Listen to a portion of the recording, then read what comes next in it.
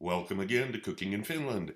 In this episode, I'm going to show you an easy way to make a classic 19th century French dish using a couple of things you probably haven't seen before. The first of these items is imitation black truffles, although you can certainly use the real thing, of course.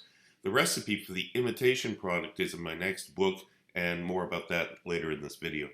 You want to use chicken thighs that have the skin on but the bone removed. This is a pretty easy operation to perform, and I've shown it before in previous videos long ago. Then you lift the skin up and slide a slice of black truffle beneath the skin. Season the chicken with some salt and black pepper, and then dust it with flour.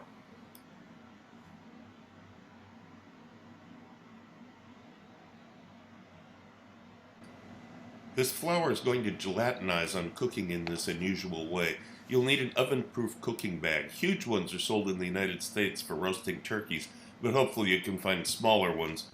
The Finnish word for bag is pussy, and as you can see on the package, this is a source of many a misunderstanding with female store clerks. So you position the chicken pieces in the bag, floured side up, in a single layer. Tie the bag with the oven-proof band that comes with them, and then place it on a wire rack.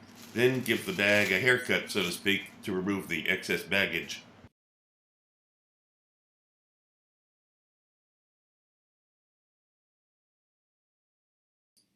After it's cooked, leave it in the sealed bag for about 20 minutes before cutting it out cesarean section style. Be careful to keep all of the truffle flavored juices because that's what makes the sauce. Transfer these juices to a saucepan, add the wine, chicken stock, and cream, and bring them to a simmer. When it starts to thicken, you can whisk in the xanthan gum. It isn't absolutely necessary, but xanthan will produce a better texture. Then pass it through a sieve and put it in a small pitcher for serving later. When you're ready to serve this, pan fry the chicken pieces in a non-stick pan with a shallow layer of oil in it until they're golden and crisp. Fry on the skin side down, of course.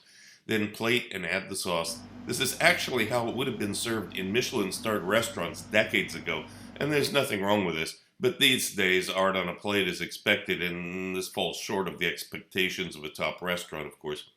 Which brings me to the topic of my latest book, due out within just a few more days on Amazon and a few other online sites. This book is my first with full color photos throughout, and it's focused entirely on making dishes beautiful visually. I'll be posting a video about this book with pictures from inside of it within a few more days as soon as it's released for sale.